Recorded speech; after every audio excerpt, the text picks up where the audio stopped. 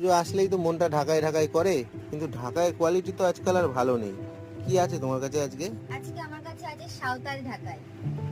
বাহ। এটা কিন্তু একদম সাঁওতাল ঢাকায়। সাঁওতালদের যে একটা পরিবেশ, গাছপালা ঢাকঢোল দিয়ে যে একটা পরিবেশ, সেই পরিবেশটা কিন্তু এই শাড়ির মধ্যে তুলে ধরা হয়েছে। এটা কিন্তু পুরো উইভিং করা, পুরো ট্রান্সপারেন্ট। পুরো ট্রান্সপারেন্সিটা কেমন ট্রান্সপারেন্ট। দেখি? এই যে